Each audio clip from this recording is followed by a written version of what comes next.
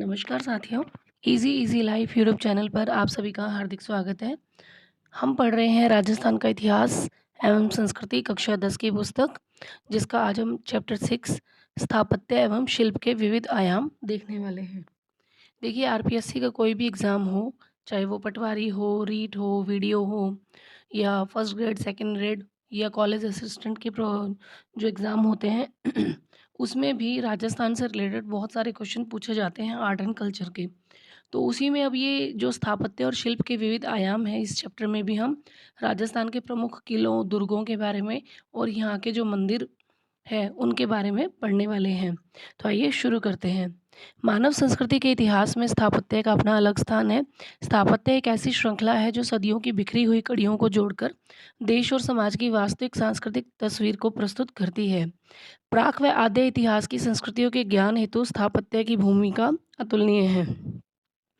किसी भी देश की प्रगति का समुचित अध्ययन बिना स्थापत्य की विविध परतों और खंडरों के अध्ययन के हो ही नहीं सकता। राजस्थान की बात करें तो राजस्थान की विशेष भौगोलिक स्थिति ने यहाँ के स्थापत्य को प्रभावित किया है। यहाँ पर नगर, महल, परकोटे, किले, जलाशयों के निर्माण में उपयोगिता के साथ मजबूती का ध्यान रखा गया है। अब हम बात करते हैं नगर विन्यास, स्थापत्य एवं भवन शिल्प।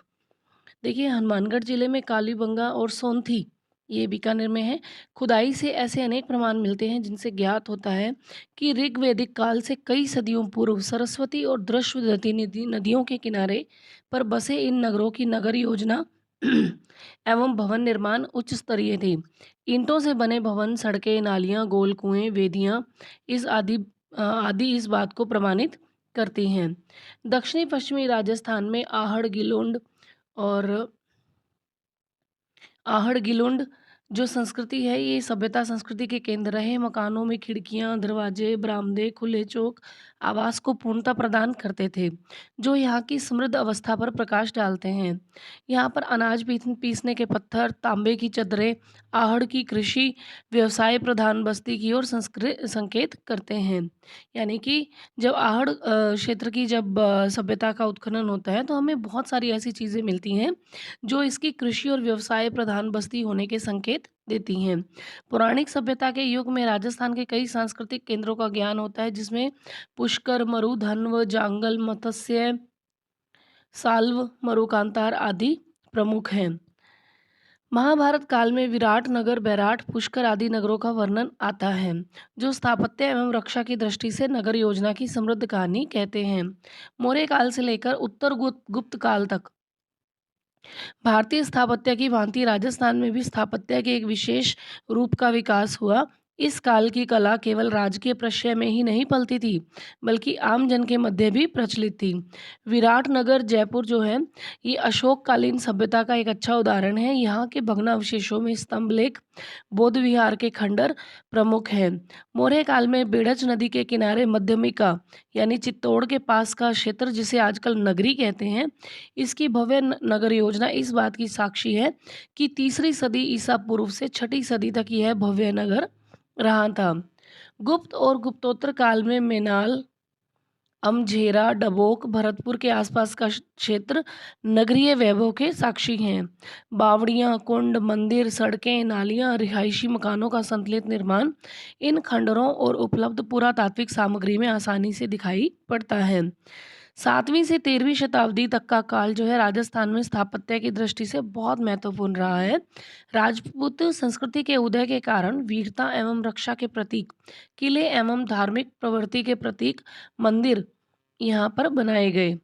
राजपूत काल में जहाँ-जहाँ राजधानियाँ बनी, वहाँ का नगर नियोजन विशिष्ट रहा। नगर की रक्षा एवं सुविधा की दृष्टि से जो स्थान चुना जाता था, वह महत्वपूर्ण स्थल होता था। इसी दृष्टि से भीनमाल, चित्तौड़, मंडोर, ओसियां, रणथंभौर, झालरापाटन, राजौरगढ़, आमेर जैसे स्थानों को राजधानी नगर बनाने हेतु चुना गया। आगे चलकर देशी राजाओं ने अपनी-अपनी राजधानियों के लिए जोधपुर, जैसलमेर, बीकानेर, उदयपुर, बूंदी, कोटा जैसे नगरों की स्थापना की और उन्हें परिपूर्ण नगर के रूप में विकसित किया। उदाहरण के लिए यदि हम जयपुर को देखें, तो महान शिल्पकार विद्याधर ने जयपुर शहर को 9 वर्गों के सिद्धांत पर बसाया था। सुव्यवस्थित रूप से बसे जयपुर के निर्माण में चौड़ी और सीधी सड़कों और रास्तों की व्यवस्था सर्वाधिक महत्वपूर्ण रही। शहर के दोनों सिरों पर दो चौपड़ अर्थात छोटी और बड़ी चौपड़ है, जिनमें बीच में फव्वारे और चौड़ी सड़क के दोनों ओर बाजार है। शहर से निकास के लिए Suraj Pol, Chand Pol, Ghat gate, Sanganeri gate, Ajmeri gate, Zorawar Singh gate आदि महत्वपूर्ण दरवाजे हैं। सवाई जयसिंह की कल्पना को साकार करने के लिए जयपुर शहर की नींव नवंबर 1726 ईस्वी में राजगुरु पंडित जगन्नाथ सम्राट द्वारा रखी गई। आगे चलकर तो पूरे राजस्थान के नगर नियोजन को जयपुर के स्थापत्य ने प्रभावित किया। 12वीं सदी में जैसलमेर का निर्माण जंगल की निकटता और पानी की सुविधा को ध्यान में रखकर किया गया। समूची योजना जनजीवन और व्यापार की समृद्धि के हित में थी। चौहानों के समय अजमेर की गिनती समृद्ध नगरों में की जाती थी। पृथ्वीराज विजय काव्य में अजमेर की तुलना इंद्रपुरी से की गई है। बूंदी के स्थापत्य में उसके बसाने में जल की प्रचुरता का बड़ा हाथ रहा है। जोधपुर और बीकानेर की बसावट में गढ़ निर्माण, परकोटे भवन निर्माण आदि भौगोलिक परिस्थितियों से संबंधित है। बीकानेर में समतल भूमि में पेशे के अनुसार नगर के भाग बनाए गए और हाट और बाजारों को व्यापारिक सुविधा के अनुकूल बनवाया गया। उदयपुर को झील के किनारे घाटियों के अनुकूल पेशे के अनुसार मोहल्लों में बांटा गया। नगरों के स्थापत्य से गांवों का स्थापत्य भिन्न रहा है। पहाड़ी इलाके के गांव पहाड़ी ढलान और कुछ ऊंचाई लिए हुए हैं, जैसे केलवाड़ा, सराड़ा आदि। कहना क्या चाहते हैं? पहाड़ी इलाके के गांव पहाड़ी ढलान और कुछ ऊंचाई लिए हुए हैं।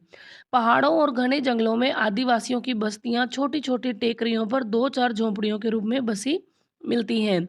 रेगिस्तानी गांवों को पानी की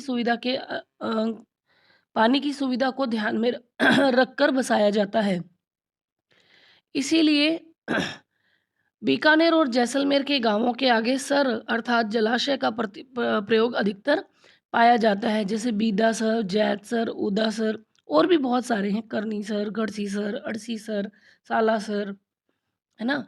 बहुत सारे ऐसे सर नाम जो दिए गए हैं वो इसी वजह से दिए गए हैं। फिर है राजस्थान का शायद कोई ही ऐसा जनपद या अंचल हो जहाँ कोई छोटा बड़ा दुर्ग या गढ़ या गढ़ी ना हो। दुर्ग निर्माण की परंपरा यहाँ बहुत प्राचीन काल से ही चली आ रही है, ये इम्पोर्टेंट है। शुक्र नीति के अनुसार राज्य के 7 अंग माने गए हैं, जिसमें दुर्ग भी एक है।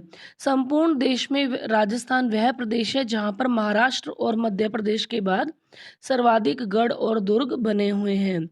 यहाँ राजाओं व सामंतों ने, देखिए ये बहुत इंपॉर्टेंट लाइन है, आप इसको एज इट इज समझ सकते हैं। संपूर्ण देश में राजस्थान वह प्रदेश है जहां पर महाराष्ट्र और मध्य प्रदेश के बाद सर्वाधिक गढ़ और दुर्ग हैं। यहाँ राजाओं व सामंतों ने अपने निवास, सुरक्षा, सामग्री संग्रहण, आक्रमण के समय अपनी प्रजा को सुरक्षित रखने, पशुधन बचाने के लिए और संपत्ति को छिपाने के लिए दुर्ग बनवाए। राजस्थान में दुर्गों के स्थापत्य के विकास का प्रथम उदाहरण कालीबंगा की खुदाई में मिलता है। कालांतर में मौर्य, गुप्त और परवर्ती युग में दुर्गों के निर्माण के निश्चित आधार दिखाई देते हैं। इस समय दुर्ग निर्माण में मंदिरों, जलाशयों को प्रधानता दी जाने लगी। राजपूत काल में राजस्थान में बने दुर्गों में भाटियों का सोनागढ़, अजर राज चौहान का गढ़ बीटली तारागढ़ जो अजमेर का है, कुंभा का मांडलगढ़ आदि उल्लेखनीय हैं। तराइन के दूसरे युद्ध में पृथ्वीराज चौहान की पराजय के बाद दिल्ली में तुर्क अफगान शासन की स्थापना हुई, जिसका प्रभाव राजस्थान के दुर्ग स्थापत्य पर भी पड़ा। 13वीं सदी के बाद दुर्ग बनाने की परंपरा में एक नया परिवर्तन आया। इस काल के दुर्ग निर्माण में सुरक्षा का विशेष ध्यान रखा गया। कब से? 13वीं सदी के बाद से। अब वहां दुर्ग बनाए जाने लगे जहां ऊंची ऊंची पहाड़ियां थी और जो ऊपर से चौरस हो। यहाँ खेती योग्य भूमि और सिंचाई के साधनों का समुचित प्रबंध किया गया। इस समय प्राचीन काल में जो दुर्ग बने हुए थे वो जो जीर्ण शीर्ण या खंडर हो गए थे, उनका पुनर्निर्माण भी किया गया, जैसे आबू में अचलगढ़। ठीक है, महाराणा कुंभा ने इसे नवीन दुर्ग में परिवर्तित कर दिया, अचलगढ़ के दुर्ग को। कुंभा ने चित्तौड़गढ़ दुर्ग का भी आवश्यकता अनुसार पुनर्निर्माण करवाया। जब मुगलों के साथ राजपूतानाओं के शासकों के मधुर संबंध बने, तो दुर्ग स्थापत्य में भी परिवर्तन आया। अब राजपूत शासक पहाड़ियों से नीचे आकर समतल मैदान में नगर दुर्गों का निर्माण करने लगे, जैसे जयपुर, बीकानेर और भरतपुर। क्योंकि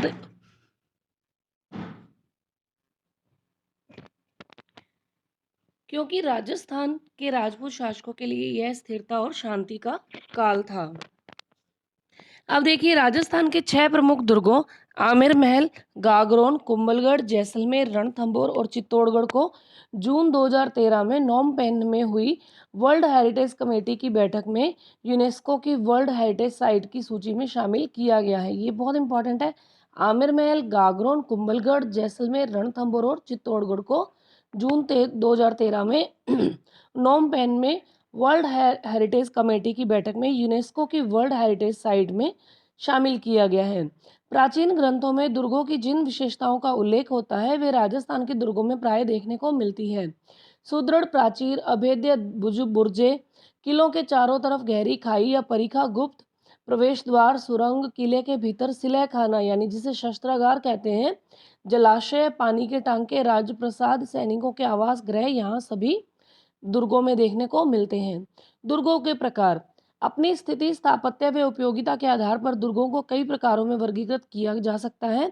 दुर्गों के कुछ महत्वपूर्ण प्रकार निम्नलिखित हैं। अब इनके प्रकारों के बारे में देखते हैं। कई बार क्वेश्चन पूछा जाता है इससे कि दुर्ग कौन कौन से होते हैं, किस किस तरह के होते हैं। जैसे ओदक दुर्ग। ओदक दुर्ग यानी जल दुर्ग, जो विशाल जलराशि से घिरा हो, जैसे गागरोन दुर्ग, काली सिंधु राहु नदियों के संगम पर बना है ये, है ना। और उसी तरह से गिरी पर्वत दुर्ग किसी ऊंचे पर्वत पर स्थित होता है, जैसे राजस्थान के अधिकांश दुर्ग इसी श्रेणी में आते हैं। मरुभूमि में बना हुआ दुर्ग धानवन दुर्ग कहलाता है, जैसे जैसलमेर का दुर्ग, है ना। फिर है सघन बीहड़ वन में बना हुआ दुर्ग वन दुर्ग कहलाता है, जैसे सिवाना का दुर्ग। एरण दुर्ग वे दुर्ग हैं जिनके मार्ग खाई, कांटों व पत्थरों से दुर्गम हो, जैसे चित्तौड़ व जालोर के दुर्ग। पारिक दुर्ग वो होते हैं जिसके चारों तरफ बहुत बड़ी बड़ी खाई हो, जैसे भरतपुर दुर्ग, बीकानेर का जूनागढ़ दुर्ग। जिन दुर्गों के चारों ओर बड़ी बड़ी दीवारों का परकोटा हो, वे पारिद दुर्ग कहलाते हैं, जैसे चित्तौड़ और जैसलमेर। सैन्य दुर्ग वह है जिसमें युद्ध की व्यूह रचना में चतुर सैनिक रहते हैं।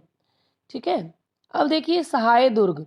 सहाय दुर्ग कौन से होते हैं? शूरवीर व सदा अनुकूल रहने वाले बांधव लोग निवास करते हैं।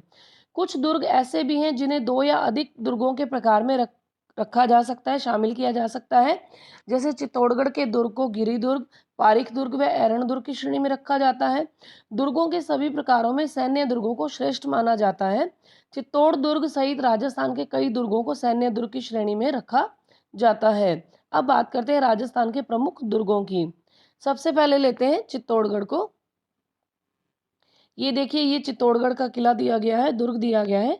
गिरी दुर्गों में राजस्थान का गौरव चित्तौड़ का किला सबसे प्राचीन और प्रमुख है। दिल्ली से मालवा और गुजरात जाने वाले मार्ग पर स्थित होने के कारण प्राचीन और मध्यकाल में इस किले का सामरिक विशेष महत्व था। मेवाड़ के इतिहास ग्रंथ वीर विनोद के अनुसार मौर्य राजा चित्रांगद मौर्य ने यह किला बनवाकर अपने नाम पर इसका नाम चित्रकोट रखा था।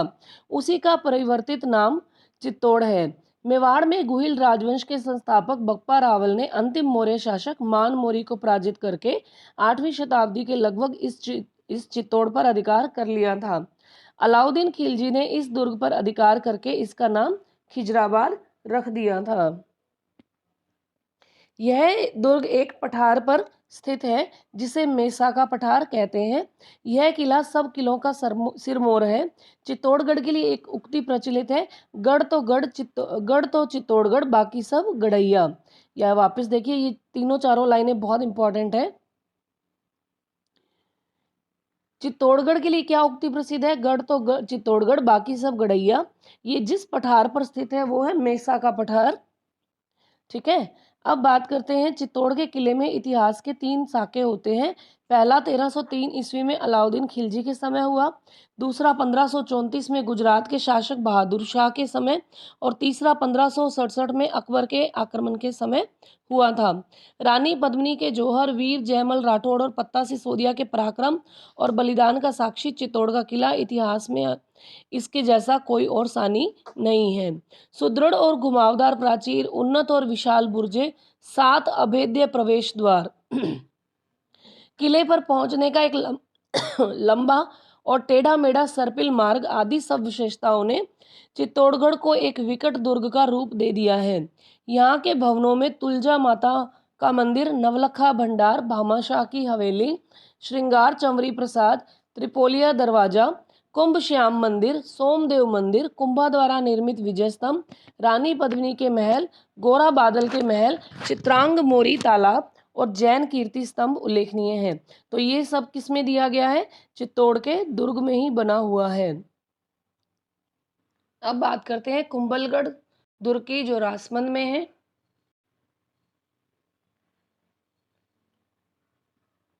महाराणा कुंभा द्वारा स्थापत्य के प्राचीन भारतीय आदर्शों के अनुरूप बना कुंभलगढ़ गिरी दुर्ग का अच्छा उदाहरण है। मेवाड़ और मारवाड़ की सीमा पर सादड़ी गांव के समीप स्थित कुंभलगढ़, ये देखिए मेवाड़ और मारवाड़ की सीमा पर सादड़ी गांव के समीप स्थित कुंभलगढ़ दुर्ग संकट काल में मेवाड़ के राज परिवार का आश्रय रहा है। ये पूछा जाता है कि कुंभलगढ़ दुर्ग का जो प्रमुख शिल्पी है उसको कौन था? ये मंडन था। कुंभलगढ़ दुर्ग 36 किलोमीटर लंबे परकोटे से घिरा हुआ है, जो अंतर्राष्ट्रीय रिकॉर्ड में दर्ज है। इसकी सुरक्षा दीवार इतनी चौड़ी है कि एक साथ 8 घुड़सवार चल सकते हैं। कर्नल टॉड ने कुंभलगढ़ की तुलना सुदृढ़ प्राचीरों, बुर्जों, कंगूरों के विचारों से इसे एट्रस्कन वास्तु से की है। दुर्ग के भीतर यहाँ पर क्या क्या बना हुआ है? झाली बाव बावड़ी, कुंभ स्वामी विष्णु मंदिर, झाली रानी का मालिया, मामा देव तालाब, उड़ना राजकुमार जो पृथ्वीराज राठौड़ जो थे उनकी छतरी आदि अन्य प्रसिद्ध स्मारक बने हुए हैं। यहीं पर उदय सिंह का राज्याभिषेक हुआ था और राणा प्रताप का जन्म हुआ था। इसके ऊपरी छोर पर राणा कुंभा का निवास है, जिसे कटारगढ़ कहते हैं। और इस किले की ऊंचाई के बारे में अबुल फजल ने कहा है कि यह इतनी बुलंदी पर बना हुआ है कि नीचे से ऊपर देखने पर सिर की पगड़ी गिर जाती है। अब बात करते हैं रणथंभौर दुर्ग के बारे में, जो सवाई माधोपुर में है। इसका निर्माण 8वीं शताब्दी में अजमेर के चौहान शासकों द्वारा करवाया गया। एक मान्यता के अनुसार इसका निर्माण रणथाण देव चौहान ने करवाया था। रणथंभौर दुर्ग राणा हमीर देव चौहान के साहस का मूक गवाह है, जो सन 1301 में अलाउद्दीन से युद्ध करते हुए अपने शरणागत धर्म के लिए बलिदान हुआ। इस दुर्ग के स्थापत्य की विलक्षण बात यह है कि इसमें गिरी दुर्ग और वन दुर्ग दोनों की विशेषताएं शामिल है। रणथंभौर की सुदृढ़ नैसर्गिक सुरक्षा व्यवस्था से प्रभावित होकर अबुल फजल ने लिखा है, यह दुर्ग बख्तरबंद है। दुर्ग परिसर में हमीर महल, रानी महल, हमीर की कचहरी, सुपारी महल, 32 कमरों की छतरी, जोगी महल और पीर सदरुद्दीन की दरगाह और गणेश मंदिर स्थित है।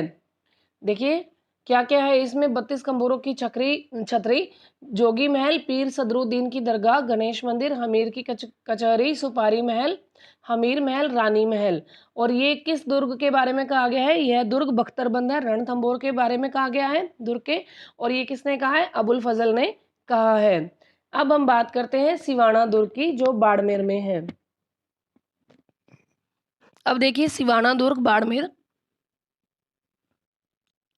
बाड़मेर में 56 के पहाड़ पर स्थित सिवाना का दुर्ग इतिहास प्रसिद्ध है। इसे अणखलो सिवानो दुर्ग भी कहते हैं।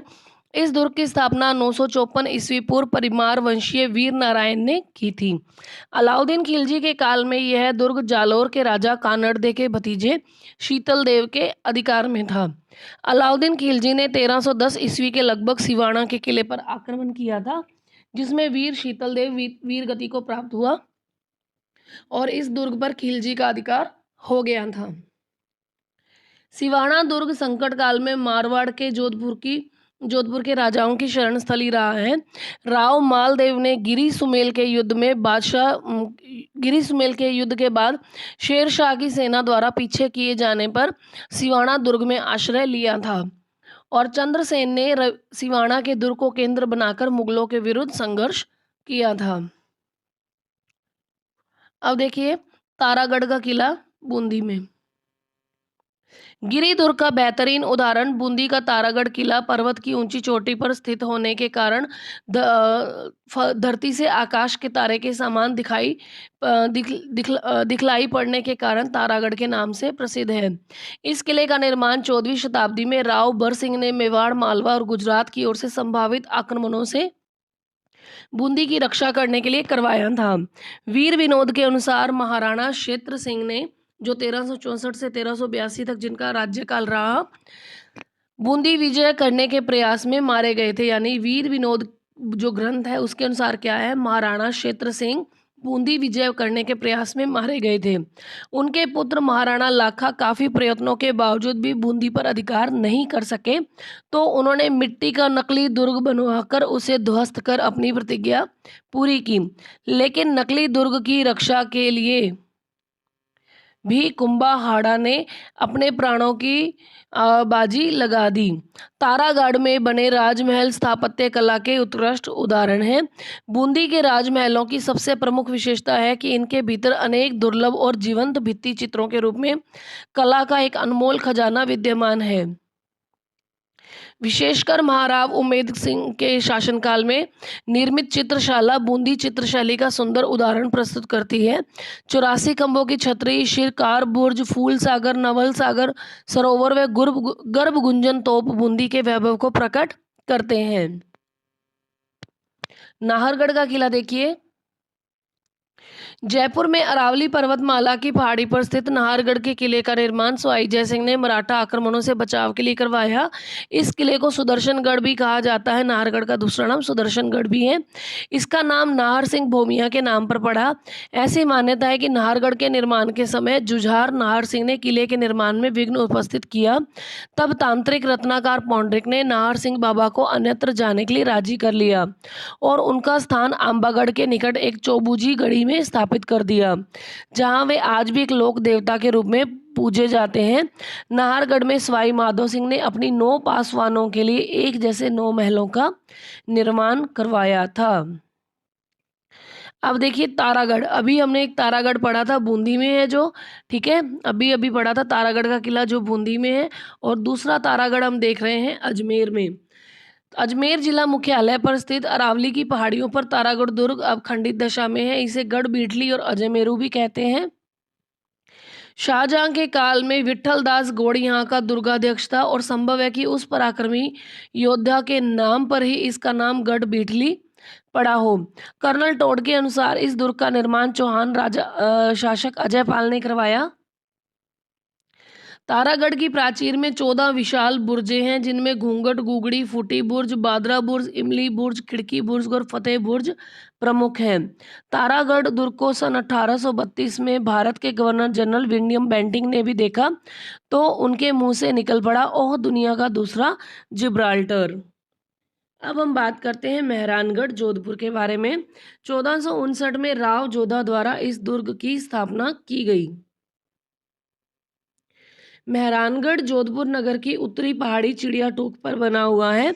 यह गिरिदुर्ग की श्रेणी में आता है। इसे मयूर ध्वज गढ़ चिंतामणि भी कहा जाता है। लाल बलुआ पत्थर से निर्मित मेहरानगढ़ के महल राजपूत स्थापत्य कला की श्रेष्ठ उदाहरण है। अपनी विशालता के कारण संभवतः यह किला मेहरानगढ़ कहलाया। गढ़ बण्यो मेहरान।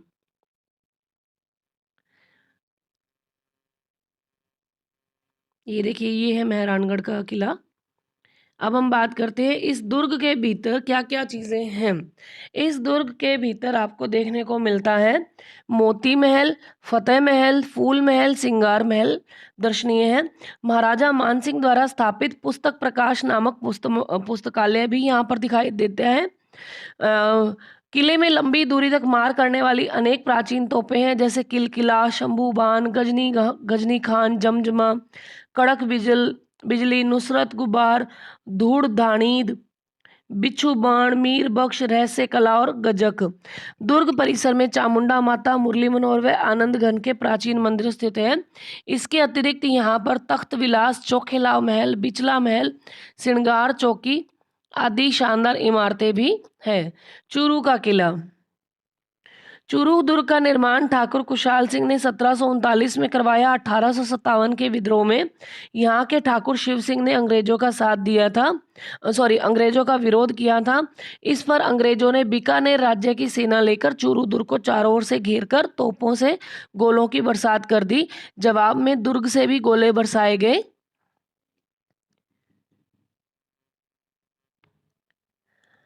कुछ समय बाद गोले बनाने के लिए शीशा समाप्त हो गया।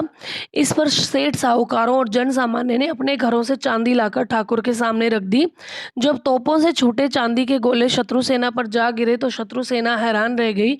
उसने जनता की भावनाओं का सम्मान करते हुए दुर्ग पर से घेरा उठा लिया। अब हम बात करते हैं अकबर के दुर्ग अजमेर अजमेर की, जो अजमेर में है। मैगजीन का किला कहते हैं इसे। अकबर ने अजमेर नगर के मध्य 1570 ईस्वी में गुजरात विजय की स्मृति में एक दुर्ग का निर्माण करवाया। इस दुर्ग को इस दुर्ग को अकबर का दौलत खाना, अकबर की मैगजीन भी कहते हैं। यह राजस्थान का एकमात्र दुर्ग है जो मुस्लिम दुर्ग स्थापत्य पद्धति से बनवाया गया। 1576 ईस्वी में महाराणा प्रताप के विरुद्ध हल्दी घाटी युद्ध की योजना को अंतिम रूप इसी दुर्ग में दिया गया। ब्रिटिश राजदूत सर टॉमस रो जब भारत आए तो मुगल सम्राट सम्राट जहांगीर को अपना परिचय पत्र इसी दुर्ग में दिया उन्होंने। और 1801 में अंग्रेजों ने इस किले पर अधिकार करके इसे अपना शस्त्रागार मैगजीन बना लिया। लालगढ़ दुर्ग बीकानेर, इसे जूनागढ़ भी कहते हैं। इस दुर्ग की नींव महाराजा राय सिंह ने 1589 में रखी थी। दुर्ग की प्राचीर एवं अधिकतर निर्माण लाल पत्थरों से हुआ है, इसलिए इसे लालगढ़ कहते हैं, लालगढ़ भी कहा जाता है। दुर्ग में आंतरिक द्वार पर सूरजपोल दरवाजे पर इस दुर्ग के संस्थापक राजा राय सिंह की प्रशस्ति उत्कीर्ण है। सूरजपोल के दोनों तरफ चित्तौड़गढ़ के साके में वीरगति पाने वाले दो इतिहास प्रसिद्ध वीरों जयमल मेड़तिया और फत्ता सिसोदिया की हाथी सवार मूर्तियां स्थापित है। यहाँ पर रतन निवास, रंग महल, करण महल, अनूप महल, छत्र निवास, लाल निवास, सरदार निवास, चीनी बुर्ज, सुनहरी बुर्ज, विक्रम विलास आदि इस दुर्ग में स्थित प्रमुख निर्माण है। फिर है भैंसरोडगढ़ का किला। चंबल और बामनी नदियों के संगम स्थल पर स्थित यह किला तीन ओर से पानी से घिरा है। यह जलदुर्ग की श्रेणी में आता है। कर्नल टोड के अनुसार इस किले का निर्माण भैंसा श्याम नामक व्यापारी और रोड़ाचारण ने पर्वतीय लुटेरों से अपने व्यापारिक काफिले की रक्षा हेतु करवाया।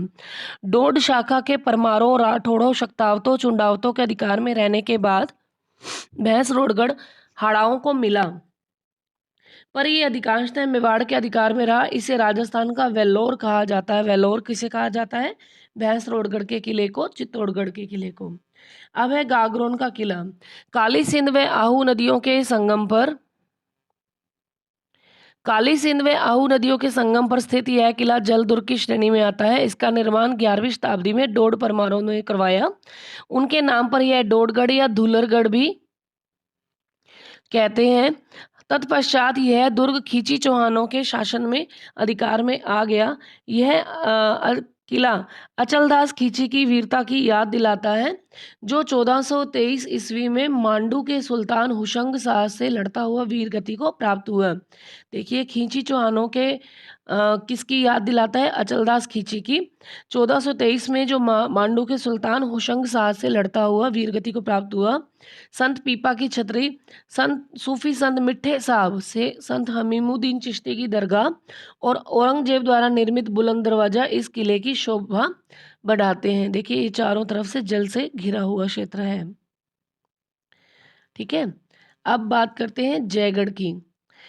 मध्यकालीन भारत की प्रमुख सैनिक इमारतों में से एक जयगढ़ दुर्ग की खास बात है कि इसमें तोपें ढालने का विशाल कारखाना था, जो शायद ही किसी अन्य भारतीय दुर्ग में रहा है। इस किले में रखी जय बाण तोप एशिया की सबसे बड़ी तोप है।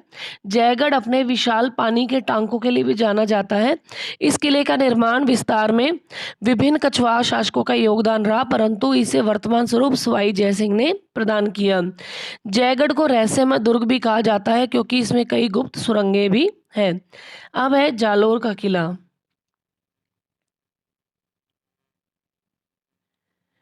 जालोर का जो किला है, ये सोनगिरी पहाड़ी पर स्थित सुकड़ी नदी के किनारे बना हुआ है। शिलालेखों में जालौर का नाम जाबालीपुर और किले का नाम सुवर्णगिरी मिलता है। इस किले का निर्माण प्रतिहार शासकों द्वारा 8वीं सदी में करवाया गया। किले के भीतर बनी तोपखाना मस्जिद और पूर्व में परमार शासक भोज द्वारा निर्मित संस्कृत पाठशाला थी, काफ़ी आकर्षक है। यहाँ का प्रसिद्ध शासक कानड़देव चौहान हुआ है 1305 से 1311 तक, जो अलाउद्दीन खिलजी से वीर लड़ते हुए वीरगति को प्राप्त हुआ था। जैसलमेर का किला राजस्थान की स्वर्ण नगरी कहे जाने वाले जैसलमेर में त्रिकूट पहाड़ी पर पीले पत्थरों से निर्मित इस किले को सोनार का किला कहते हैं। इसका निर्माण 1155 ईस्वी में भारतीय शासक राव जैसल ने करवाया। इस दुर्ग के चारों ओर विशाल मरुस्थल फैला हुआ है। इसके बारे में यह कहावत प्रचलित है कि यहाँ पर पत्थर के पैर, लोहे का शरीर और काठ के घोड़े पर सवार होकर ही पहुंचा जा सकता है। दूर से देखने पर यह किला पहाड़ी पर लंगर डाले एक जहाज जैसा प्रतीत होता है। इस किले को कारीगरों ने चूने के स्थान पर बड़े बड़े पीले पत्थरों को जो परस्पर जोड़कर खड़ा किया है। किले के अंदर बने प्राचीन एवं भव्य जैन मंदिर पार्श्वनाथ और ऋषभदेव मंदिर अपने शिल्प सौंदर्य के कारण आबू के देलवाड़ा जैन मंदिरों की बराबरी करते हैं। किले के महलों में रंग महल, मोती महल, गज विलास और जवाहर विलास प्रमुख है। इस किले की प्रसिद्धि इसके दुर्लभ और प्राचीन पांडुलिपियों के संग्रहालय के कारण भी है। फिर है लोहागढ़। भरतपुर के जाट राजाओं की वीरता और शौर्य गाथाओं को अपने में समेटे लोहागढ़ का किला अजेयता और सुदृढ़ता के लिए विख्यात है। 1733 ईस्वी में जाट शासक सूरजमल द्वारा बनवाया गया इसे। लोहागढ़ को पूर्व में स्थित कच्ची गढ़ी को विकसित करके वर्तमान रूप दिया गया। किले के प्रवेश द्वार पर अष्ट धातु से निर्मित कलात्मक और मजबूत दरवाजा आज भी इसकी वीरता की कहानी कहता है। इस दरवाजे को महाराजा जवाहर सिंह ने 1765 में दिल्ली से विजय करके लाए थे। इस किले की अभेद्यता का कारण इसकी चौड़ी दीवारें हैं। किले की बाहरी दीवारें मिट्टी की बनी हैं। इसके चारों ओर गहरी खाई है। इस खाई से मोती झील से सुजान गंगा नहर का पानी भरा जाता था। अंग्रेज जनरल लॉर्ड लेक ने 1805 में अपनी विशाल सेना तोपखानों के साथ 5 बार इस किले पर चढ़ाई की, परंतु हर बार असफल रहा।